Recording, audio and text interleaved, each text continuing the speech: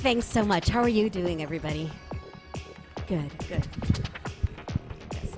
Okay, yes, my name is Chase Masterson, and I'm the founder of the Pop Culture Hero Coalition, which is the first ever organization to make a stand for heroism over bullying, racism, misogyny, LGBT bullying, cyberbullying, discrimination, and other forms of hate using pop culture, television, and film. We're really excited to be here. It's our first bill. And the organization was founded in 2013. We're a nonprofit. We work in schools, communities, and pop culture conventions. So without further ado, I'm going to introduce the panelists to you. We have a really exciting group here. So very proud of this work today. Alan Kistler is a pop culture historian focusing on U.S. superheroes and science fiction shows, and is the New York Times best-selling author of Doctor Who: A History. He is a storytelling consultant and freelance writer who's contributed to Wired.com, Polygon.com, comicbookresources.com, and wrote the column Agent of Style for the Mary Sue. He is the host of the podcast Crazy Sexy Geeks and can be found on Twitter at Sizzler Kistler. Alan Kistler.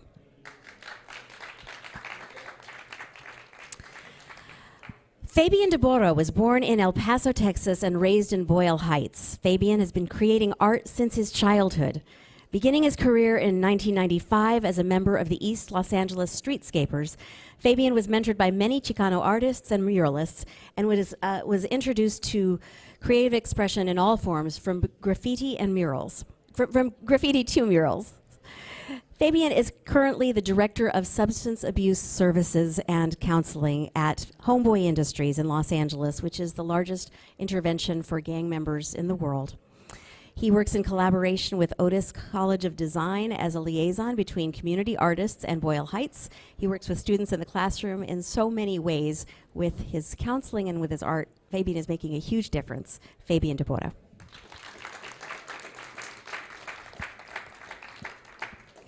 Gayle Karen Young is a consultant and activist who was in the process of becoming a Zen monk when she became an executive instead, taking on the role of Chief Culture and Talent Officer at the Wikimedia Foundation with Wikipedia and its sister free knowledge projects until early 2015.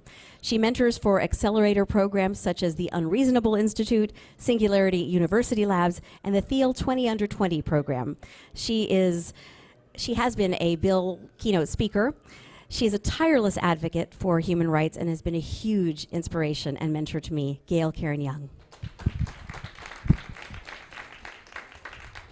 So the way we like to do this with the coalition is to really have people tell their stories of their own personal hero's journey, how they began their love for pop culture, how it has led them to see what a huge difference it can make in the world. And so I'm going to just ask our panelists one at a time to tell their own stories, beginning with you, Alan. You are such an advocate and such an expert, a historian, and such an incredibly well-versed person in many fields of pop culture. You're also one of the key people in this movement to bring the work of heroism from on-screen into real life using pop culture. Tell me about your journey when you started appreciating the genre for the powerful thing that it is, and how you've made those connections between making the stories that happen on screen happen in real life. So a big focus of what I do is superheroes, and I, for the past couple of years, I've tended to write a lot about feminism and representation of different cultures and ethnicities within pop culture and superheroes and sci-fi, as well as LGBT representation. But sort of the overarching thing is just the morality and heroism that you can find, and the debates that keep going. I did a few videos a while back with Tim Gunn about superhero fashion, Star Trek fashion, because I thought it'd be fun. And one thing he talked about was that fashion is sort of looking at what people want to be at that point of time and what they're thinking of at that point of time. And science fiction superheroes I find to be the same thing. When I was young and just getting into comic books, my grandparents started realizing, oh, this is not just a hobby. He's actually like really diving into it. He's asking questions. He's looking up when certain stories were written so that he can understand what was happening in the world at the time and what influenced what. So they introduced me to a friend of theirs, Jack Burnley, who was a Golden Age artist and co-creator of the original character Starman. And I spent the weekend talking with Jack, who had drawn Superman and Batman comics back in the 40s and 50s. And actually, he was the first artist to draw a cover featuring Superman and Batman together. And Jack showed me different comics and different collections, sort of best of Batman, best of Joker. And I was maybe 8 at the time. And it was startling to me to go through these and see, oh, here Batman's kind of friendly, and he seems kind of like your dad, and he's in blue and light gray and very chill. And then here he's sort of demonic, and he's actually quite frightening. And it was just occurring to me at a young age, like, okay, so there's this core, and it keeps evolving, and the trappings keep changing because society keeps changing and what we react to keeps changing. But there's this core that for some reason we decided was worth it, that we wanted to still have Batman instead of abandoning him for other characters. Same thing with Superman, same thing with Wonder Woman, and certain other characters, whereas some just fall by the wayside. And I didn't know how to articulate this at the time, but that just started this interest in, you know, what are the stories we keep telling? What are the stories we keep finding worth telling?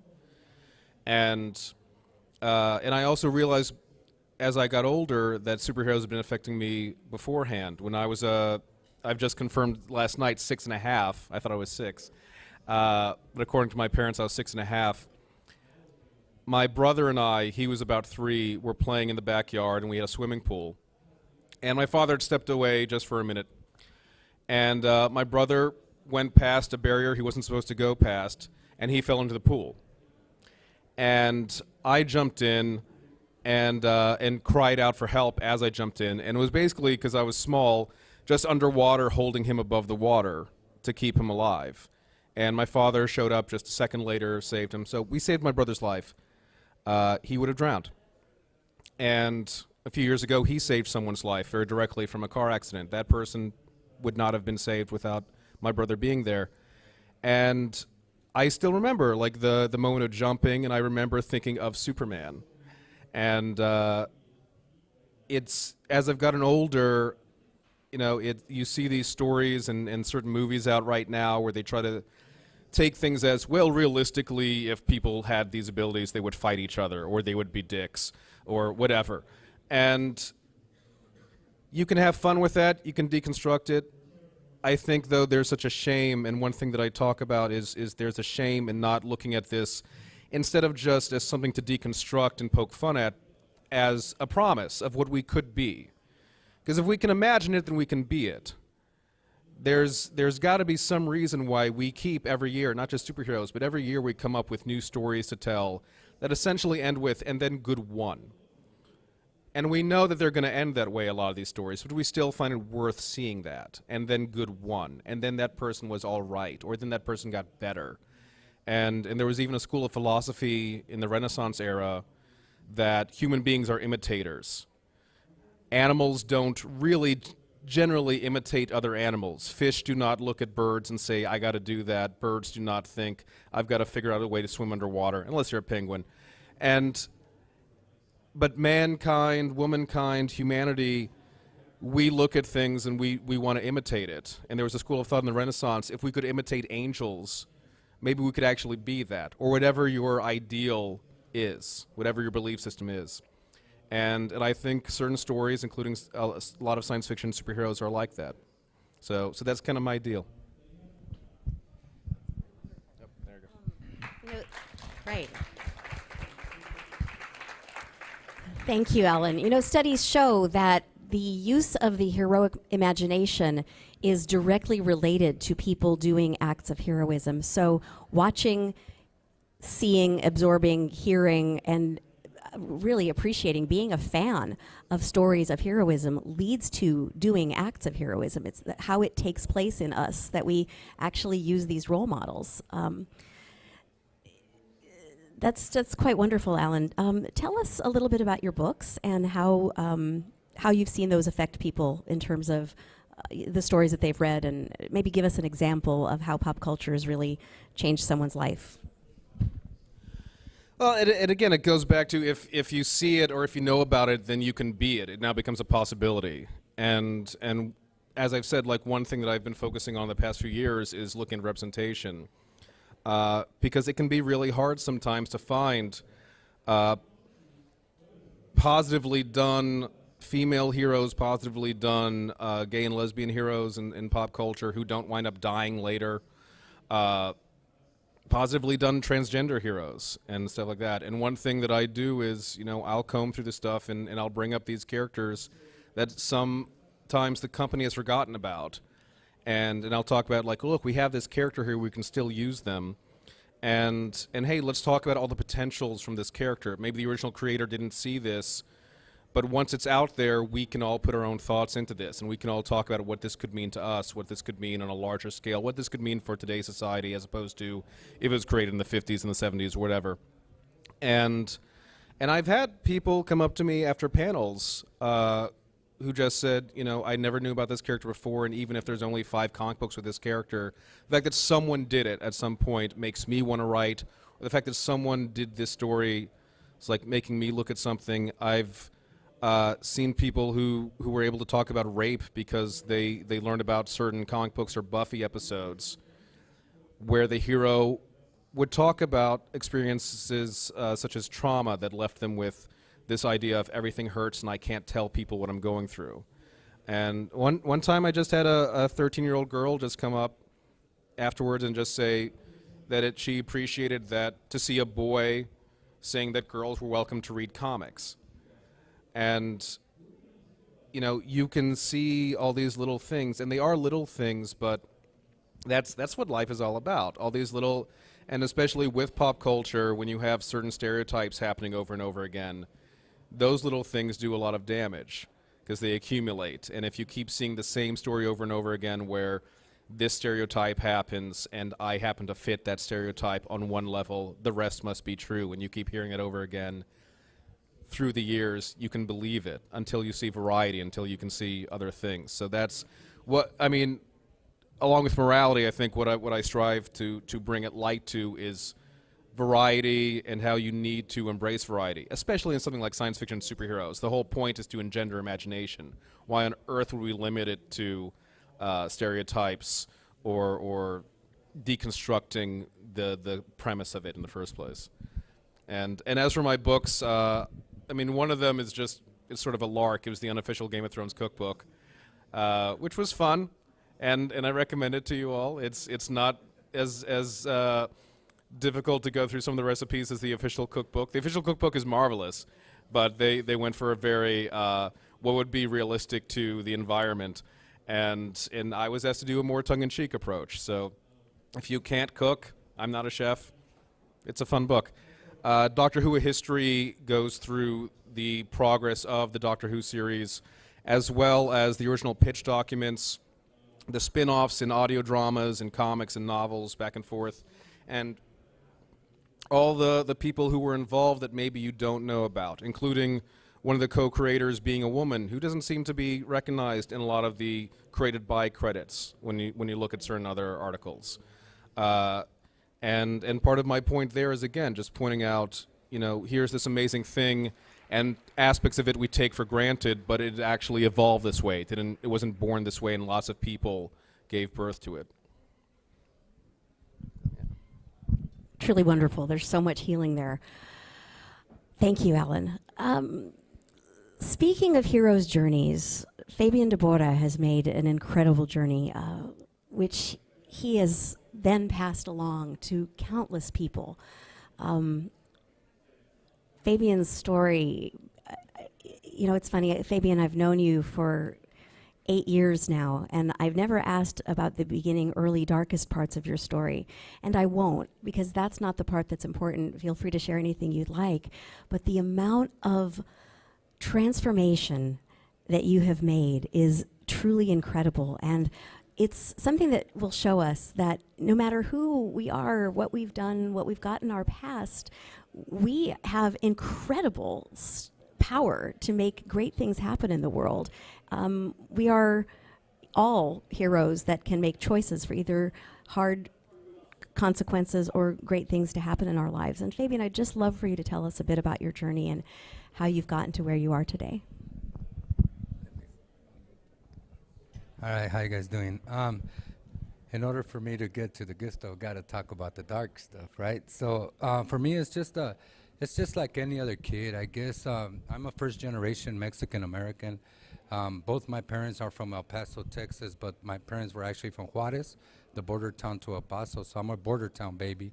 And like every family, they want to come to we came to Los Angeles to gain the opportunity, right? Bigger city, faster city, more opportunity. But and when we came to Los Angeles, I remember I was 5 years old, and the first teachings of the first educational moments came from both my grandparents, and those were the best ever because those first 5 years of life is probably the reason why I was able to bounce right back up. Even though I left this beautiful ranch in El Paso, we landed in the housing projects of Aliso Pico, just east of the river in Boyle Heights. Now we left this beautiful ranch, and I didn't realize what was to take place. What can go wrong as long as you're with your parents? That was always my coping mechanism, the only one I had, I guess, at the time. I was 5 years old, and I remember living above a liquor store, and I can remember the flashing lights of the liquor store, and then the rude awakenings that start to take place. Because of immigration, the obstacle of immigration, my father and mother could not land high-end paying jobs, so my father's best thinking led him to drug dealing. So my father became a drug dealer who was now transporting drugs from Juarez to El Paso to Los Angeles. And like every kid, all he wants is the affection, the love, and the compassion from a father, the man that I admire. He was once my hero. And what tripped me out was that my father had to do what he had to do. But in between all that, he wasn't thinking about the trauma and the impact that his drug dealing was going to have on his child, me, Fabian, at the time. And you couldn't say much. I was only 6 years old. There was times when I would sit there and watch him as he would cut the heroin and package the balloons and tell me what sticky heroin is, what powder heroin is, et cetera, et cetera. My mom would try to speak up. This is not good. This is not good for Fabian. And again, the machismo, she'll slap the shit out of my mom, right? Now domestic violence is in play. And I remember during those times I was frightened, and I became frightened enough, which was my father. And at that time, one time my dad was beating up my mom real bad, and I ran down the hallway and I jumped on my mother as to protect her from my father. And I remember he grabbed me by my shirt and he just threw me off her like a rag doll. And I hit my back against the wall, and I was afraid, and I realized there and then that I was helpless, I couldn't help my mom, but I become hopeless. And that's when I realized that my life was about to take a turn because I've isolated. But one thing I discovered at a very young age, and every time during the 80s, I grew up in the 80s, the crack cocaine epidemic and the decade of violence, all we had at the time was hip hop, breakdancing, and graffiti art. But that was always frowned upon as well. And so when my mom would get her ass beat, I would go and hide under a coffee table. And right there, I remember as my mom's getting her ass beat, I picked up my notebook and I would create my own worlds to escape my reality. And that's when I found the gift of art. And it gave me meaning, it gave me hope, and no one can take that from me but me. And of course, you go to school and they expect you to get an education so that you can go to high school and end up in college one day. That was my idea. That was the dream that I once had, but it was fragmented due to the traumatic events that my father instilled in me. I wanted to do math. I wanted to do English, but I just could not focus due to the domestic violence, the abuse, and the neglect that was happening in my household. And so what would I do? 2 + 2 = 4, 4 + 4 = a drawing. Now get your ass to the principal's office. You're not to be drawing in class. I would draw in class to escape my reality, to avoid what was happening in my household. 8th grade, a teacher had a tendency to rip one of my artworks. I was 2 weeks into graduation to give my mom a glimpse of the dream, and this teacher comes up to me and he goes, "You need not to be drawing in class." I've been told this from 3rd grade all the way up into 8th grade. So what am I supposed to do? I kept drawing in class. Sure enough, the teacher comes around, slaps my desk, grabs my artwork, puts it in my face, and he says, "What did I tell you? Don't draw in class." Rip my artwork. Right there and then, I felt the same feeling that I felt when I caught my father putting a syringe into his left arm. He literally, the sense of betrayal, right? And he ripped my artwork, the only thing I can clench onto. Not only was I betrayed by my father because of his drug addiction, but I was betrayed by my mother, who could not protect me from my father. I was betrayed by my community, who didn't step up in the time of need, and now the teachers. So what better way? F the world. And then I lost the battle, so I joined the gang at the age of 12. The LA River was my studio space, my playground. It was no one's territory. Actually, the LA River is still my big brother to this day. It's where I go and get a peace of mind. And the LA River, thank God for it, because I would create my forms in the graffiti art. But I went to jail for vandalism all my life, always being told not to do what I love the most. Draw, create. That's all I wanted. Eventually, I too fell into the chains of gang culture, the nightmare institutions, juvenile halls. I started to become like my father, et cetera, et cetera. I then did methamphetamine because I left the gang in 1994. I recognized and realized the myth behind that culture. And so I wanted to walk away. I got my ass kicked, what gangs do. But eventually, I still had this gift of art. And no one was going to take that from me but me. And so when I left the gang, I became a major drug addict. I had 2 acts of suicide. I slit my wrist because methamphetamine told me I don't deserve to live, that I should kill myself because I'm a worthless piece of shit. And at this time I had kids, so I remember the way that feeling felt. That feeling that my father instilled in me, I was now instilling in my children, and I cannot live with that. So I'd rather kill myself so that they don't have to burden that same pain I did. I was afraid of me causing that hurt to them. The second suicide attempt, and the reason I tell these stories is because if you see my artwork, it tells a story. It's how I heal through my art. And so how I changed my life was when I ran across the freeway. When I ran across the freeway with the hopes that a truck can take me out of my misery, it was just through the grace of God that that truck did not hit me. Right there and then, I felt the feelings of peace, joy, happiness, and serenity, the feelings that can only come from a higher being, a higher source. Well, that day I understood that every son must return to his father. That day I did. And the thought of my children was the purpose why he allowed me to live, rebirth.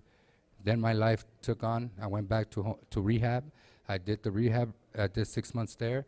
And I kept drawing, kept doing my thing. I always envisioned myself in being in galleries, in exhibits, in these big institutions. Never lost sight of that, no matter what aspect of life. Eventually, I went back to see Father Greg Boyle at Homeboy Industries, and I started to continue to work on myself. Today, I'm 10 years clean and sober, a decade actually, which is a good thing, right? So I reclaimed the truth of who I was, and all because of the gift of art. And it is important because I've gained access that I give access. I'm still in Boyle Heights. I still live 5 minutes away from where I grew up, the community that I once terrified and terrorized. It is important that I give access. So because of this gift of art and all the great people that were part of my journey, now I become that leader, that role model, or that superhero to the community, in the sense that I'm able to create an art academy in downtown LA on 5th and Main. I created an art school so that I can then too give the voice back to those youth from my community as well as the surrounding areas. I just came out in the LA Weekly in September of last year, where it captured the main article about the rarest studio in downtown LA. And today I'm able to travel the world and the States, telling my story, at the same time exhibiting my works of art. So everything that I've envisioned of me being in institutions and these art in the art world is now happening. I'm actually living my dream. And the beautiful thing about that is not only that, but I'm also able to give hope and ignite hope to those individuals who are still struggling with their drug addiction. That's my 9 to 5. But really, it's not a job. It's mainly what I'm called to do. And it is important that I do so. And that's pretty much where I'm at. And I'm just grateful that my kids would not join a gang. It's ridiculous, because there's nothing but love, compassion, and understanding in my household. No more trauma.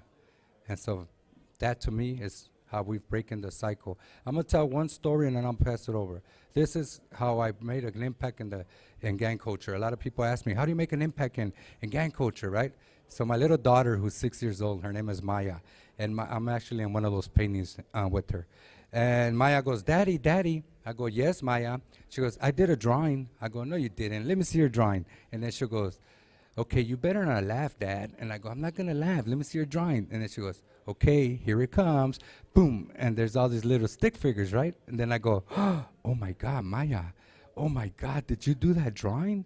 Yes, I did. Now she's all conceited. And I go, do you know who Frida Kahlo is, Mom?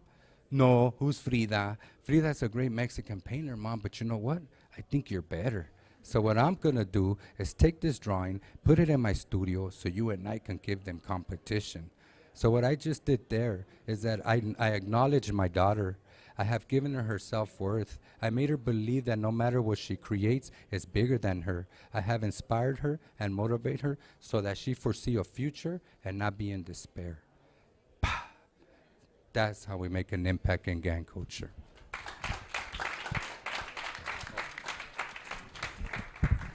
That is such beautiful stuff, Fabian. Wow, right? I want more. We have a little bit more time, and we have 35 minutes left. Oh, okay, great. Well, then we definitely want more. Fabian, I've seen you make that kind of impact in countless lives, people who otherwise have no future. You know, Father Greg Boyle, who founded Homeboy Industries, calls it a chronic lack of hope that people live in. And we also say that at Homeboy, we're not only their last chance, we're also their first chance. What is it that you are able to I'm going to rephrase that. Tell me about how you pass along that hope to someone who has never seen it, never had it, who has just come out of prison and would be afraid to trust it, even when it lands in their lap. I've seen you affect healing in so many lives. How is it that you're able to go into that darkness and make such powerful redemption happen? First of all, Father Greg always says that in order to be able to receive others' brokenness, you have to be comfortable with your own brokenness. And then this way, you are able to walk and meet them exactly where they're at, and then we can begin to build upon that without judgment, you know. And some of these individuals, they've never been loved, or they had to portray this facade that I'm hard and I'm not weak, and all these false emotions they had to play.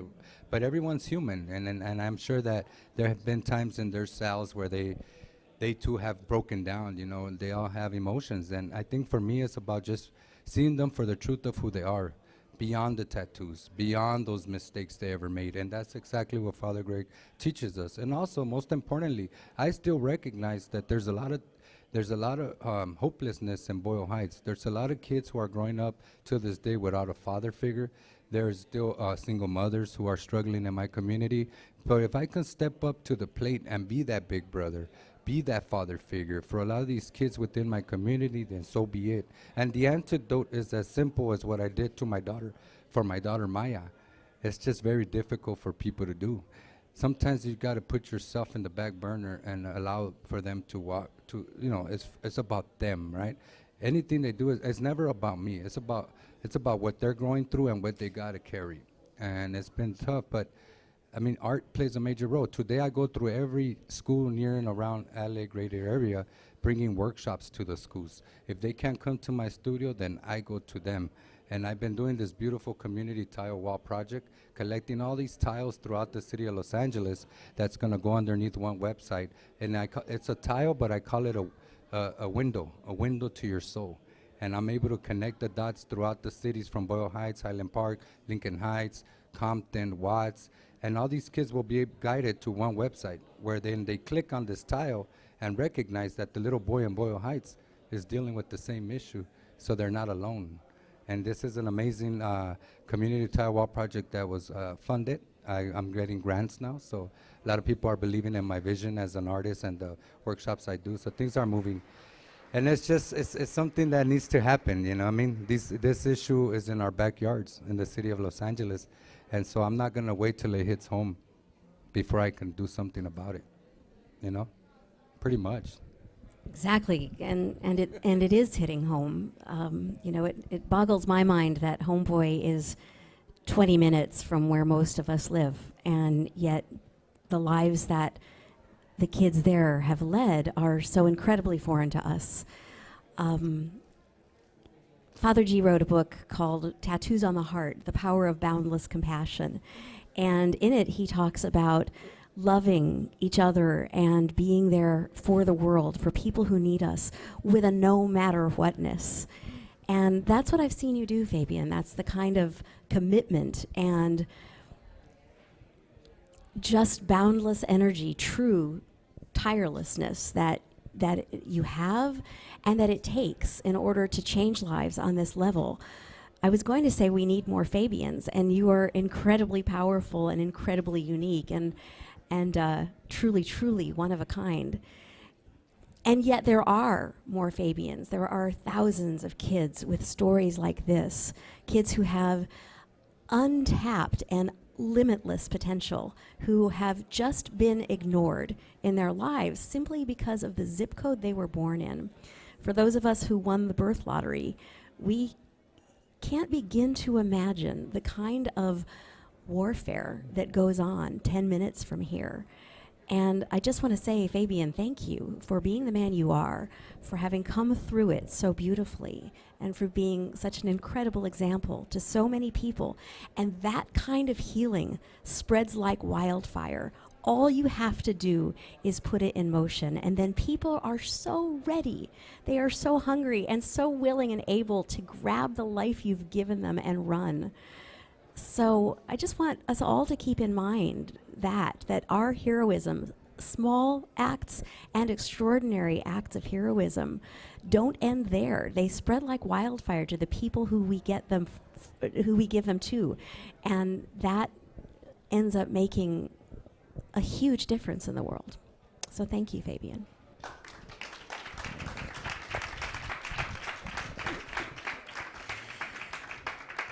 Gayle Karen Young, you are truly an incredible hero and such a contender for so many people. I almost don't know where to begin with you, but I would love to talk specifically about your work with women, your work specifically with Girl Effect, and some of the ways that you are standing up for women globally and locally. You mentioned something in your Bill talk, a quote, "Are you just breathing and calling it a life?" And yet, what I see from you is a woman that has never known anything like that. You are nonstop and truly tireless. Tell us about the work you do and where it comes from in you, in your history, and in your experience. I think similar to the stories that we've already been hearing, it starts with the gift of imagination, what I call the poetic imagination, but certainly a story imagination, to have a line of sight, to see a little bit further. I started as an immigrant. My parents were illegal immigrants as well. I was painfully shy as a child, which is where I lost myself a lot in comic books, in Star Trek. I saw Lieutenant Uhura on the bridge of Star Trek, and I thought, that's interesting. It was really cool to see a woman in an unconventional form. I often joke that I became a psychologist because of Deanna Troi from Star Trek The Next Generation, and I wanted to be an alien psychologist, but instead I studied organizations, which is about the same thing. So it was a very big influence, and I became a psychologist partly because I wanted more freedom of mind. So I noticed all of the ways, I was noticing particularly myself, the ways that I was trapping myself as a human being, the ways I was experiencing anxiety, depression, a closed-offness, the kind of closed-offness where you fundamentally lose line of sight and access to perspective that comes when you struggle with some of those issues.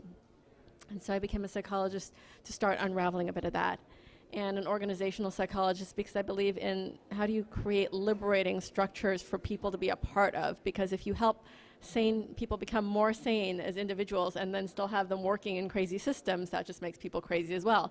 So how do you create liberating structures? And I became an activist because one, oppressive regimes fundamentally just piss me off. They fundamentally put a cap on human development. And to the point that you two have been making, we need to be able to hold wide spaces for people. So the metaphor that I like to use is, you know, that old, those old Roadrunner cartoons where the Roadrunner runs through a wall and leaves a Roadrunner shape in whatever wall he's run through. I think that we need to hold wider spaces like that for people. And what I mean by that is that we often, like sexism and racism, often make spaces that are much smaller for people to move through. And sometimes you have this experience with your families where your family, even however old you are, I'm 40, your family will hold you sometimes in still a 12-year-old shape. And so I think we have an obligation to confront our own sexism, our own racism, the way that we even hold our friends and allow them to grow and develop by holding bigger shapes for them, shapes that they can step into, shapes with capes, shapes that allow a breadth of being human.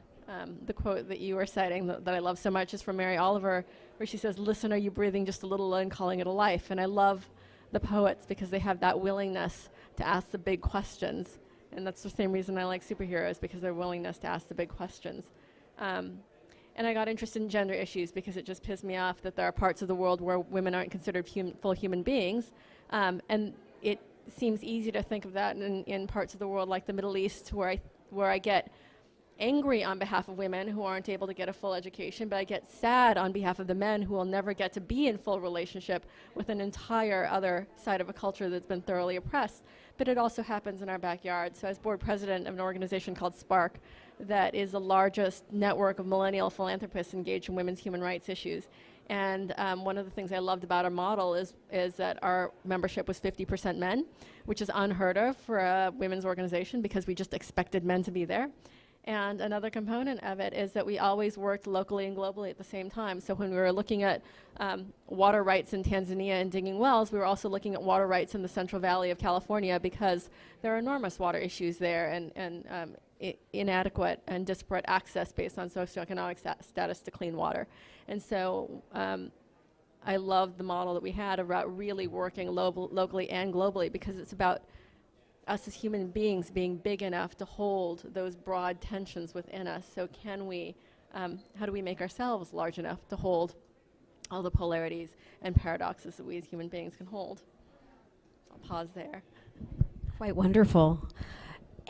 Also with girls that you're working with, I saw, as I said, your work with Girl Effect. And tell us about training the next generation to stand up for girls and women's rights. Tell us about talking with girls about their potential so that they'll never, even if they are oppressed, so that they'll never behave in oppression, so that they can break out. And tell us about leading boys to treat women with the respect and equality we deserve.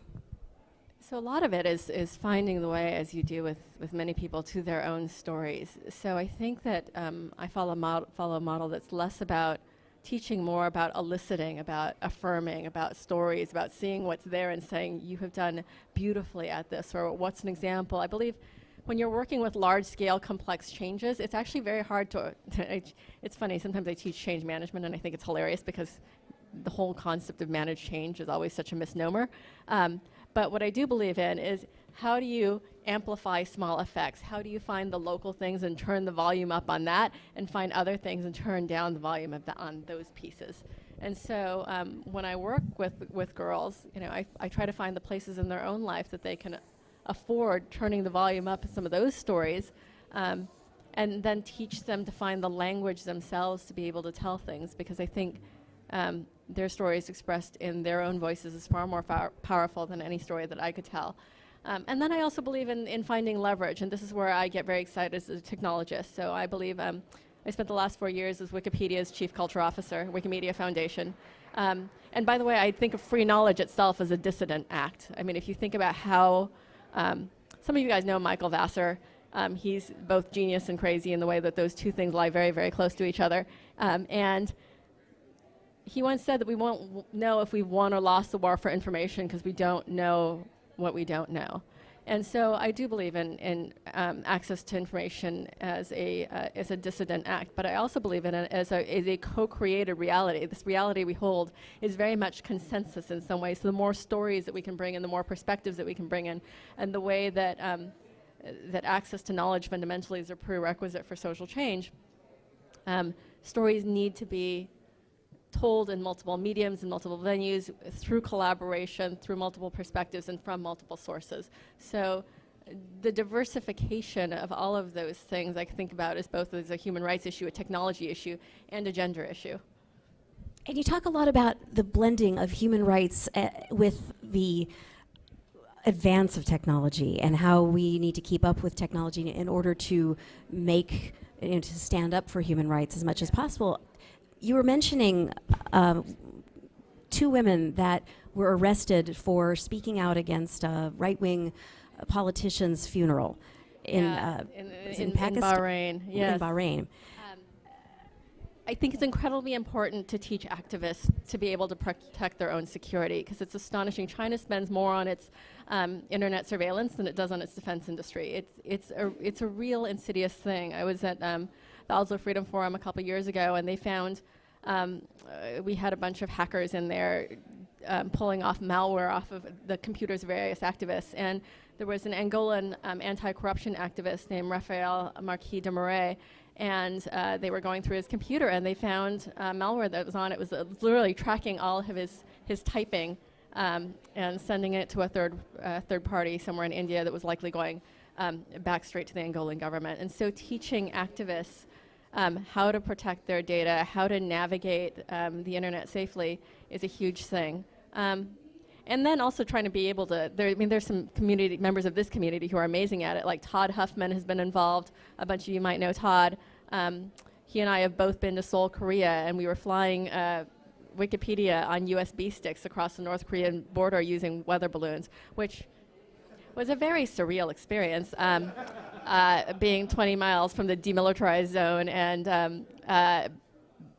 at one point getting surrounded by members of the South Korean government who were afraid that we would provoke the North Koreans into attacking because some of the weather balloons were being shot down. So it was kind of a special time. It's the only time I've ever been tailed by a foreign government that I know of. I mean, literally. That you know of. 2 o'clock in the morning, I'm looking at the back seat. I'm sitting in the back seat of this van with a Wired news crew, and I'm the only one looking out the back window. I'm like, hey guys, we're being followed. You know, they're involved. I swear to God, I'm going to be. It was a glimpse of the fact that I think I'm a terrible spy. But at one point, we were sneaking down through. Our hotel was connected to a shopping mall, and we had some apparently South Korean agents sitting in the lobby tailing us. And so we had to sneak down through the shopping mall to try to lose them. It was the most ridiculous, and it just occurred to me, I'm so bad at things like that. Like I would make a terrible, terrible, terrible agent, but it was kind of fun. And it was also really, really important because North Korea is one of the most hermetically sealed governments with incredible atrocities against its people. And one of the very few ways that they get any access to outside information at all is through the different ways that information gets smuggled there. And so that was, in fact, there's a website, Flash Drives for Freedom, that if you want to go to, that people are taking donations on flash drives to continue that work of trying to seed the black markets with one, real information, and 2, oddly enough, Desperate Housewives. So, Desperate Housewives is popular black market show in North Korean media. I have no idea why. Wow. Hi. Pop culture at its finest, I have to tell you. No, actually, both of you, some of the points you brought up, we mentioned a little bit earlier that I'm also a storytelling consultant. And I mean, really, that's sort of like a script doctor or a book doctor. I'm just helping people sort of form their stories and avoid certain traps. But a lot of what it is also is me telling white guys, stop what you're doing. Because there is so much, because the predominant stories in the U.S. have been by white men, there is muscle memory that people don't question about how certain stories are told, how certain characters are portrayed. And so half of what I do whenever I'm consulting with something is just like, okay, do you know how often the gay couple gets together and then one of them dies from a stray bullet at the end of the episode? Like, do you realize how often a woman is killed to motivate a guy who's probably going to fight evil anyway? And all this jazz. Fridging, we call it. And partly it is, as you were saying earlier, we've got to question ourselves and all. I mean, my mother is a Peruvian immigrant, but I'm white. I grew up in Washington, D.C. and then Maryland. My parents both did okay financially. I was able to go to a private school. And part of what I had to do, looking through certain stories and also examining, when I got old enough, really examining my mother's experiences, and also the fact that my father was involved in the AFL-CIO with labor unions, but my mother was involved in AFL-CIO human rights, so she worked a lot over with Cuba, and got to know like Ernesto Diaz, who helped Castro get to power when it looked like Castro was the solution, and then he got imprisoned because he spoke against him, and looking at all those and realizing my own blind spots and everything, which we all have a responsibility to do. Like, and that's part of what so many stories tell us, and somehow we keep missing the point half the time of listen to other people and talk to each other. Some of the hardest work I think I've had to do for myself is look at my own internalized racism and my own internalized sexism. Yeah. It's the hardest first step, I think.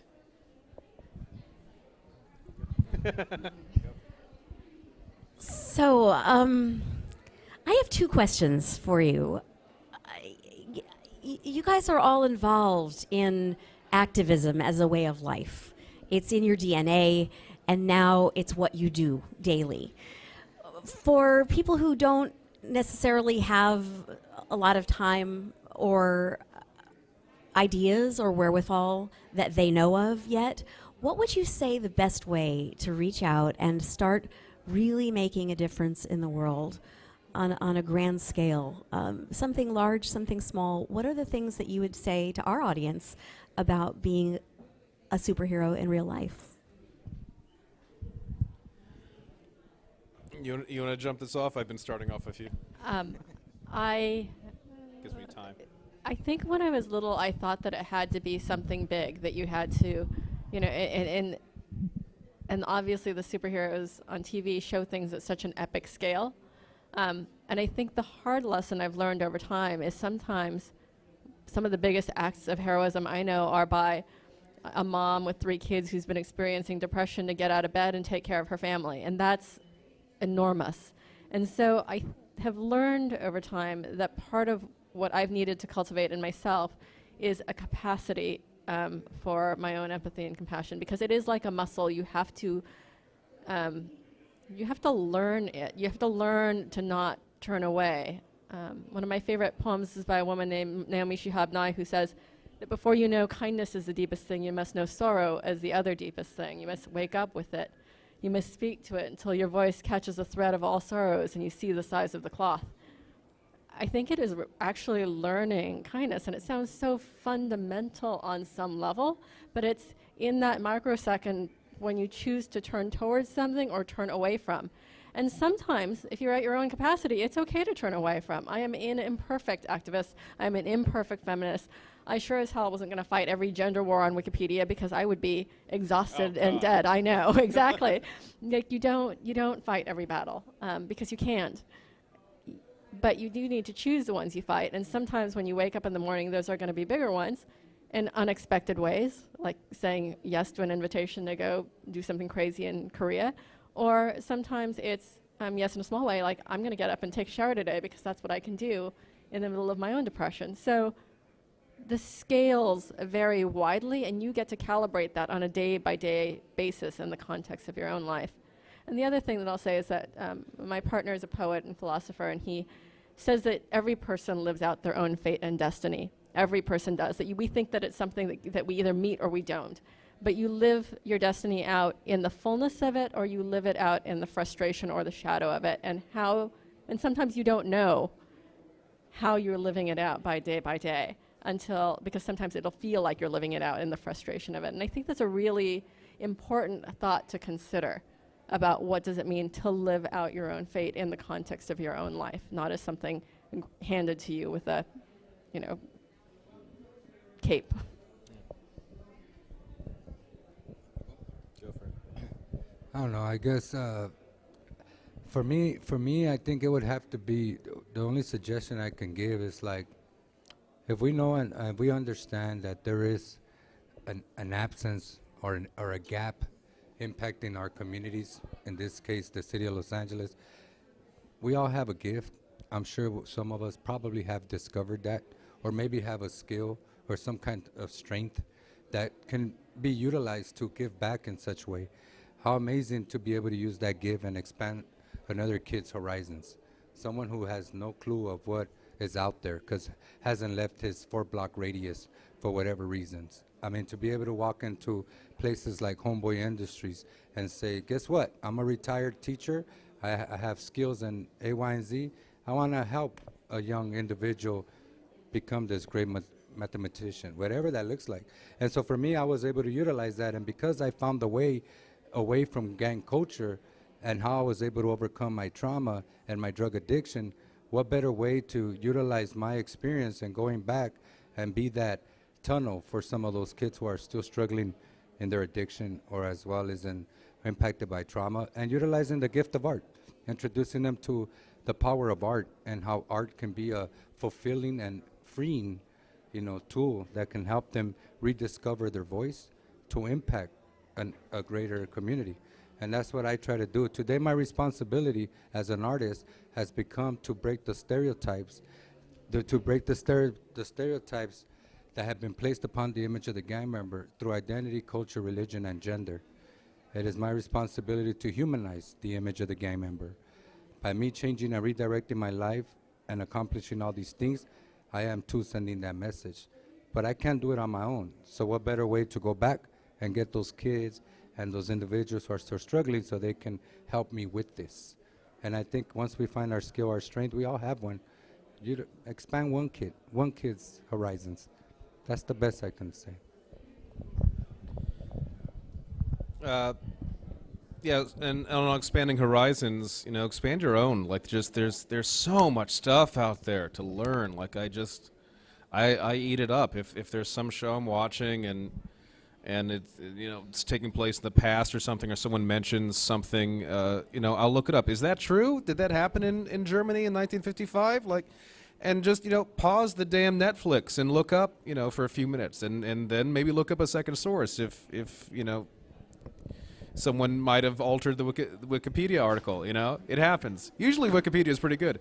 But yeah, just look up that information, expand your knowledge. Because there's so many viewpoints out there, and it can be great to really get something from that different perspective. Figure out, the things that are important to you. Another thing I've been doing the past few years is going back on stories I read as a kid, whether they were, in first grade or in middle school or in high school, and including stories I really didn't like back then, and just going back and seeing how I feel about it now, because I'm a different person now. And then if I feel differently about them now, well, what speaks to me now, or what's problematic about this that I didn't realize when I was 15. It can be really interesting self-exploration, and don't be afraid to screw up. You're going to screw up. You're going to make mistakes. Like we were saying, we're all imperfect, and we're all going to have different ideas about certain aspects of feminism or inclusivity, and it's important that we just bring those up and chat it out, and you're going to learn so much more, and if someone really has a strong viewpoint, especially with the internet, we have an impulse to fight. Take a breath and just well, what are they really saying to me? And is this an argument I need to win?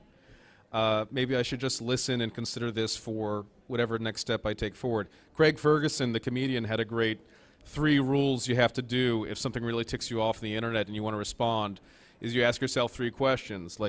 Does this need to be said? Does this need to be said by me? Does this need to be said by me right now? And those kind of pauses and different things, whatever your question is, can be really helpful. A fan of mine made me this bracelet that's Superman colors, because reading my stuff and listening to me got her into Superman.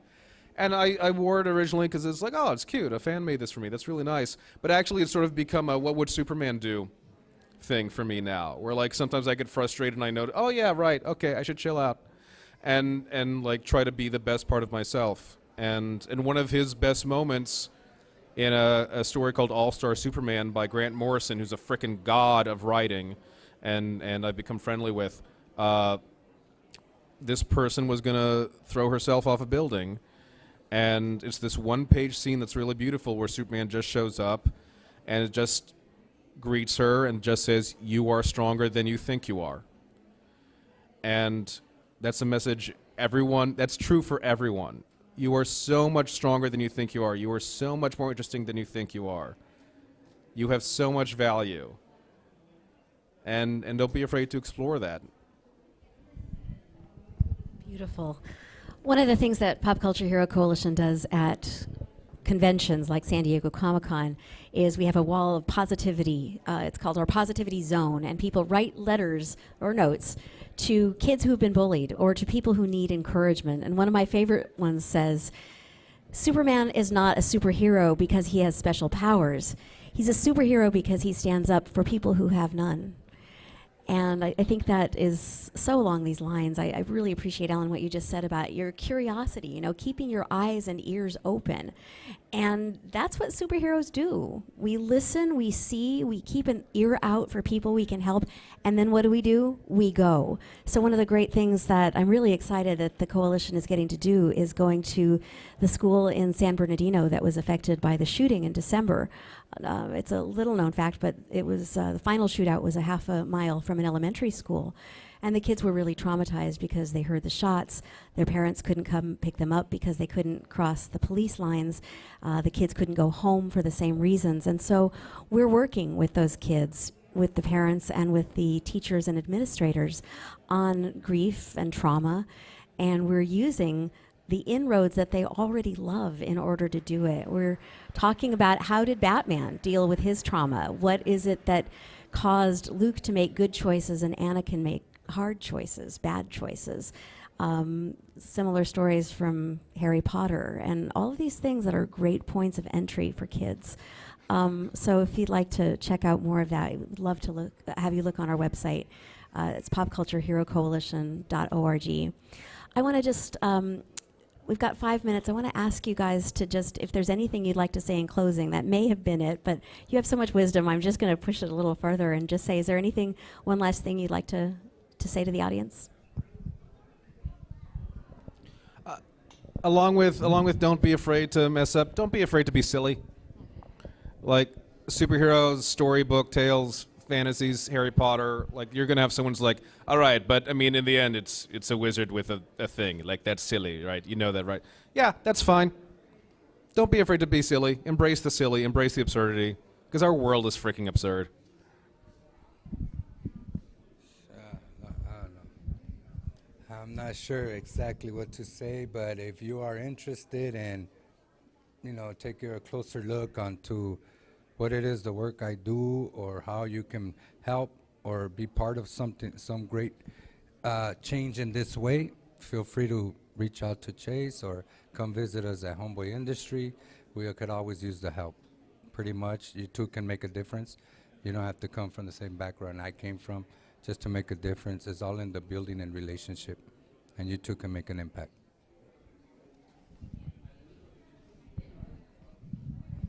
I like the whole thing on being silly. Yeah, I'm good. Thank you. Thank you guys for listening and having us here. I'm just gonna close by throwing this back to something that Gayle said in her keynote at the last part of it is courage is, it's a Amelia Earhart quote, courage is the price we pay for getting to have peace. We each of us feel that call inside of us to do great things for the world, and we have that calling. That's why we love these stories. That's what attracts us to them, because we know deep down that that's how we're made. That's how we're meant to live. Do you want to give that quote in the right way? I kind of fumbled that one. It is a beautiful story. It's Amelia Earhart, and she said that courage is the price that life extracts for granting peace. And I didn't know that she was a poet, in addition, of course, being a world-class aviator.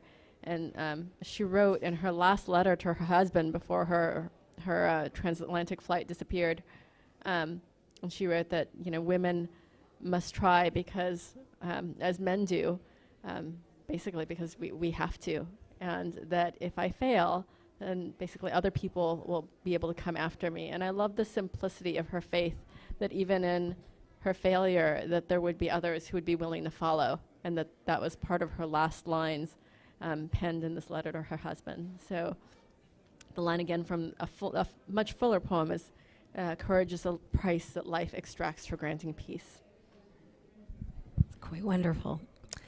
And I'm just going to close with one more quote that I heard from Gayle in her keynote, which is, it's just quite wonderful. You know, we all have an incredible opportunity to use our lives in ways that matter. This is Mary Oliver's. What will you do with your one wild and precious life? Thank you for being here.